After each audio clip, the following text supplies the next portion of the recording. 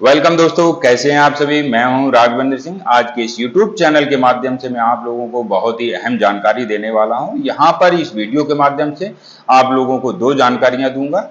पहली जानकारी है फैमिली पेंशन को लेकर के कि किस प्रकार से अपनी फैमिली पेंशन के लिए आवेदन करें। सबसे पहले ऐसा कौन सा कदम उठाएं जिससे आपकी फैमिली पेंशन जल्दी से जल्दी शुरू हो सके और फैमिली पेंशन को लेकर के किसी भी प्रकार की देरी ना हो। तो सबसे पहले कौन सा कदम उठाना है इस वीडियो के माध्यम से बताऊंगा। इसके बाद में मैं आप लोगों को बताऊंगा कि कम्यूटेशन, हमारे बहुत से सैनिक साथियों का कम्यूटेशन 15 साल कट चुका है, इसके बाद भी कटता रहता है, यानी कि 18 साल 20 साल तक कटता रहता है। ऐसे हमारे बहुत से सैनिक साथी अपनी कम्यूटेशन की रिकवरी को लेकर के परेशान हैं। तो इससे संबंधित भी जानकारी वीडियो में आगे साझा करूंगा। तो सबसे पहले यहां पर मैं आप लोगों को बताऊंगा कि फैमिली पेंशन के लिए सबसे पहले कौन सा कदम आपको उठाना चाहिए जिससे आपकी पेंशन सही समय पर सुचारू रूप से चालू हो सके। तो यहां पर जैसे ही पूर्व सैनिक की डेथ हो जाती है तो सबसे पहले आपको डेथ सर्टिफिकेट के लिए आवेदन करना होगा, जो कि हर तहसील में एक कार्यालय के माध्यम से आप डेथ सर्टिफिकेट बनवा सकते हैं। यानी कि जो मृत्यु प्रमाण पत्र होता है, सबसे पहले आपको उसके लिए आवेदन करना है। जैसे ही आपका मृत्यु प्रमाण पत्र बन के आ जाता है, स्पर्श में माइग्रेट हो चुके हैं, तो आप यदि स्वयं जानकार हैं या आपके परिवार में कोई जानकार है या फिर किसी कंप्यूटर कैफे का भी सहारा ले सकते हैं, आप वहां पर सबसे पहले अपनी डेथ रिपोर्टिंग करवाइएगा। वहां पर एक ऑप्शन दिया रहता है सर्विस के कॉलम में, डेथ रिपोर्टिंग और फैमिली पेंशन को लेकर। आप उस पर क्लिक करें और क्लिक करने के बाद सबसे पहले अपनी पेंशन को स्टॉपेज करवाएं। यानी कि पूर्व सैनिक के नाम से स्पर्श के द्वारा जो लगातार प्रत्येक महीने पेंशन दी जा रही है, सबसे पहले उस पेंशन को स्टॉप करवाएं। यदि आप उस पेंशन को स्टॉप यहाँ पर नहीं करवाते हैं या किसी प्रकार से देरी हो जाती है, तो उतनी ही देरी आपकी फैमिली पेंशन में होगी। क्योंकि पूर्व सैनिक की डेथ होने के बाद लगातार स्पर्श आपके अकाउंट में, पूर्व सैनिक के अकाउंट में उनके पेंशन भेजता रहता है और ये पेंशन बाद में एक समस्या के रूप में खड़ी हो जाती है। क्योंकि जब फैमिली पेंशन आपको तब तक इन हैंड नहीं मिलेगी जब तक आपके पूर्व सैनिक के खाते में जो पैसा है वो रिकवर नहीं हो जाता है। तो इसलिए वो पैसा आपका काम का तो है नहीं। जिस डेट को पूर्व सैनिक की डेथ हुई है उस डेट तक का पैसा उनके नॉमिनी को मिल जाएगा, परंतु उसके बाद का चाहे 1 रुपए भी हो वो आपको नहीं देखने को मिलेगा। तो इसके लिए आप शीघ्रता करें और वहां पर पेंशन के ऑप्शन में जाकर के पेंशन को स्टॉपेज करवाएं। उसके बाद में वहीं पर डेथ रिपोर्टिंग होती है। डेथ रिपोर्टिंग में डेथ सर्टिफिकेट को अपलोड करके, यानी कि पीडीएफ के माध्यम से डेथ सर्टिफिकेट को अपलोड किया जाता है और वहां पर जैसे ही आप पूर्व सैनिक की डिटेल वहां पर फिलअप करके डेथ सर्टिफिकेट का पीडीएफ के माध्यम से अपलोड कर देते हैं, तो वहां पर ये एक प्रकार से डेथ रिपोर्टिंग हो जाती है। नेक्स्ट ऑप्शन वहीं पर फैमिली पेंशन के लिए, यानी कि आवेदन करने के लिए आपसे बोला जाएगा क्या आप फैमिली पेंशन के लिए आवेदन करना चाहते हैं। यदि करना चाहते हैं, यदि आप एलिजिबल हैं, तो आप वहीं पर फैमिली पेंशन के लिए आवेदन कर सकते हैं। फैमिली पेंशन में कुछ ऑप्शन निकल करके आते हैं, आपका नाम, पता और भी अन्य जानकारी वहां पर पोर्टल पर पूछी जाती हैं। वो सब डिटेल आप भर करके अंत में आपसे एक बैंक की पासबुक अपलोड करने के लिए बोला जाएगा। आप उस बैंक की पासबुक को कैमरे के माध्यम से पीडीएफ बना लीजिए और उस पीडीएफ को उसमें अपलोड कर दीजिएगा।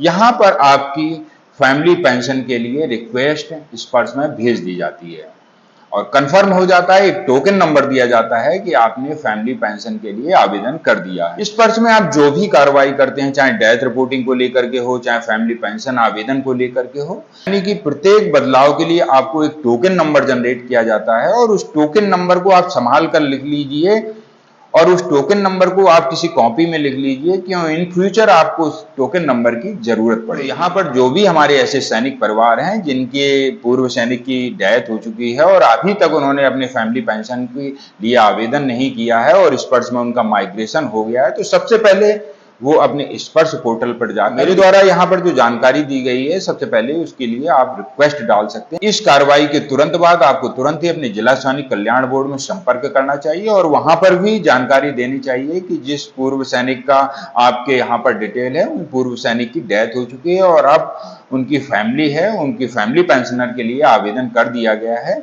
आप इसके लिए जो भी डॉक्यूमेंट है और भी बना सकते हैं। तो वहां पर सोल्जर बोर्ड के द्वारा उन फैमिली पेंशनर के लिए एक आई कार्ड बनाया जाता है और अन्य डॉक्यूमेंट भी वहां पर तैयार किए जाते हैं और तैयार करके उनके रिकॉर्ड ऑफिस भिजवाए जाते हैं।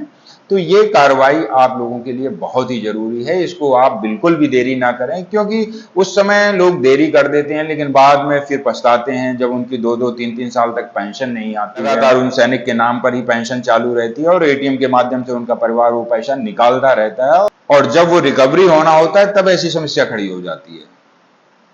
तो कृपया ऐसा बिल्कुल भी ना करें, क्योंकि ये सब गवर्नमेंट के द्वारा पैसा दिया जा रहा है और एक एक हिसाब आपसे लिया जाएगा। डेथ सर्टिफिकेट जैसे ही आप अपलोड करेंगे, उस तारीख के बाद में जो भी पैसा आपको मिला है वो आपको पूरा ही जमा करना होगा। तो गलती बिल्कुल भी ना करें। तो सबसे पहले जो मैंने आपको कार्रवाई बताई है वो करें, उसके बाद में आप जिला सैनिक कल्याण बोर्ड से संपर्क करके अपने बाकी डॉक्यूमेंट तैयार करवा सकते हैं।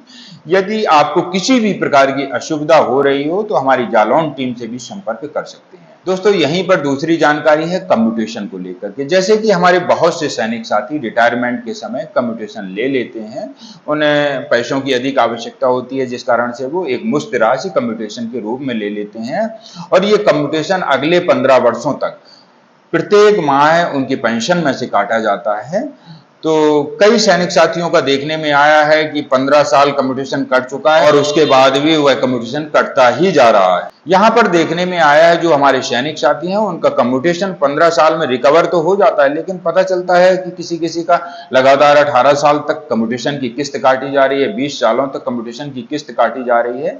यदि इस प्रकार की किसी के साथ समस्या हो रही है तो बारीकी से अपने डिटेल को चेक करें, अपने पीपीओ को चेक करें। ऐसा तो नहीं है उनको दोबारा से वहां पर कम्यूटेशन के नाम पर कोई किस्त जारी की गई हो, एरियर मिला हो। यदि ऐसा है, क्योंकि मेरे नॉलेज में जो भी ऐसे सैनिक साथी आए हैं जिनका लगातार 18 साल तक कम्यूटेशन कट रहा है या 20 साल तक लगातार कम्यूटेशन कट रहा है, तो जब उनकी डिटेल को बारीकी से देखा गया तो देखने में आया कि उनका रिटायरमेंट 2005 में हुआ और इस हिसाब से उनका कम्यूटेशन की जो समय सीमा 15 सालों बाद यानी कि 2020 में पूरी हो जाती है, इसके बाद भी कम्यूटेशन कटता रहता है। तो ऐसे सैनिक साथी जिनका कम्यूटेशन 15 साल के बाद भी कट रहा है तो अपनी डिटेल को बारीकी से चेक करें और अपने पेंशन स्लिप को या फिर अपने बैंक स्टेटमेंट को निकलवाएं, अपनी पासबुक को चेक करें। कहीं ऐसा तो नहीं है पिछले पे कमीशन में उनको ग्रेच्युटी के नाम पर कुछ पैसा जनरेट हुआ हो और उनको याद ना हो, आज वो इस समस्या को लेकर के बैठे हैं कि मेरा कम्यूटेशन अतिरिक्त काटा जा रहा है और इसके लिए वो बार बार लगातार कई कार्यालयों के चक्कर काट रहे हैं। हमारी टीम के माध्यम से भी, ग्रेवेंस के माध्यम से भी अपने स्पर्श को सूचनाएं भिजवा रहे हैं, अपने रिकॉर्ड ऑफिस को सूचनाएं भिजवा रहे हैं। तो ऐसे सैनिक साथी सबसे पहले अपना डॉक्यूमेंटेशन क्लियर करें कि ऐसा तो नहीं है उनको कोई फंड जनरेट हुआ हो, चाहे वो किसी भी चीज का हो, लेकिन इसे आपको बारीकी से जांच लेना चाहिए। कहीं ऐसा तो नहीं है कम्यूटेशन का ही आपको एरियर मिला हो। यदि यहाँ पर आपका कम्यूटेशन रिवाइज हुआ है यानी कि अतिरिक्त कम्यूटेशन आपको कुछ वर्षों के बाद में दिया गया है, तो कम्यूटेशन की अवधि पूरे होने के बाद भी कुछ वर्षों तक आपकी कम्यूटेशन की किस्त काटी जाएगी। ऐसे ही एक हमारे पूर्व सैनिक साथी हैं जो कि हमारे परिचित में हैं, इस समय पूना में निवास कर रहे हैं, महाराष्ट्र में निवास कर रहे हैं। तो उनके साथ भी ऐसे ही समस्या थी। 2008 में उनका हवलदार के पद से रिटायरमेंट हो जाता है और उन्हें किसी कारण से नायब सूबेदार नहीं मिलता है और इसके बाद में वो कोर्ट केस कर देते हैं और कोर्ट केस का निर्णय उनका 2017 में निकल करके आता है। यहाँ पर जब उनका रिटायरमेंट 2008 में होता है तो साथ में उनको कम्यूटेशन दिया जाता है और ये कम्यूटेशन अगले 15 वर्षों में रिकवर होना है, ये तो बिल्कुल तय है। परंतु जिस प्रकार से उन्होंने अपने प्रमोशन को लेकर के केस किया था, उनका निर्णय आने में लगभग 8 से 9 साल लग गए, यानी कि 2017 में, फरवरी 2017 में उनका निर्णय आया और कोर्ट ने यहाँ पर आदेश कर दिया कि इनको हवलदार ग्रेड से उठा करके इन्हें नायब सूबेदार ग्रेड दिया जाना चाहिए और इस रैंक से संबंधित जो भी इनका बेनिफिट है वो इनका 2012 से दिया जाना चाहिए। तो इनका ड्यू एंड ड्रॉन के आधार पे 2012 से इन्हें कुछ एरियर मिला, जो कि ग्रेच्युटी और कम्यूटेशन और पेंशन का भी एरियर था, इसको लेकर के इन्हें एरियर मिला। परंतु इनके सामने एक चिंता का विषय, उन्होंने तो गणना कर रखा था कि मैं 2008 में रिटायरमेंट हुआ हूं, इस आधार पर मेरी 2023 में कम्यूटेशन की अवधि पूरी हो रही है और 2023 में मेरा कम्यूटेशन कटना बंद हो जाएगा। परंतु ऐसा नहीं हुआ, उनका कम्यूटेशन अभी भी लगातार काटा जा रहा है, जिसका कारण है 2017 में जैसे ही कोर्ट का आदेश आया कि इन्हें 2012 से दिया जाना चाहिए, सॉरी मैं यहां पर करेक्शन करता हूं, इनका 2007 में रिटायरमेंट हुआ था। जैसे ही कोर्ट का आदेश आया कि इन्हें 2012 से सब कुछ दिया जाना चाहिए, यानी कि 2012 में इनकी कम्यूटेशन भी रिवाइज हो रहा है और 2012 में इनको ग्रेचुटी भी रिवाइज हो रही है, 2012 में इनकी पेंशन भी रिवाइज हो रही है और रैंक भी रिवाइज हो रहा है।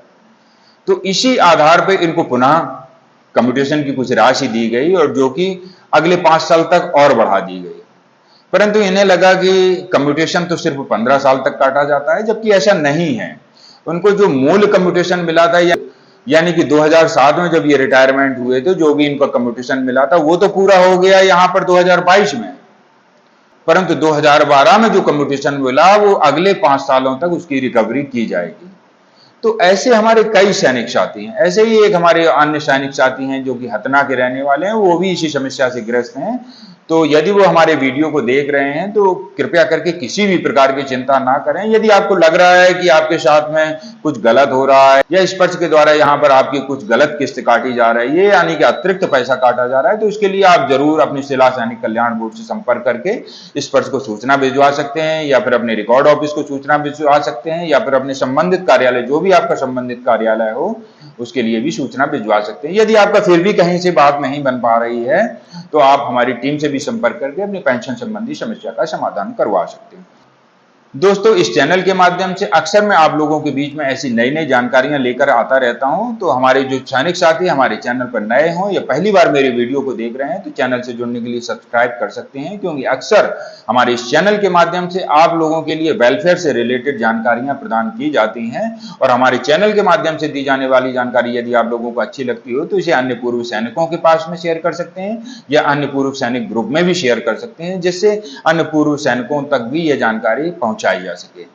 दोस्तों, नई जानकारी लेकर अगले वीडियो में फिर मिलूंगा। तब तक के लिए जय हिंद, जय भारत।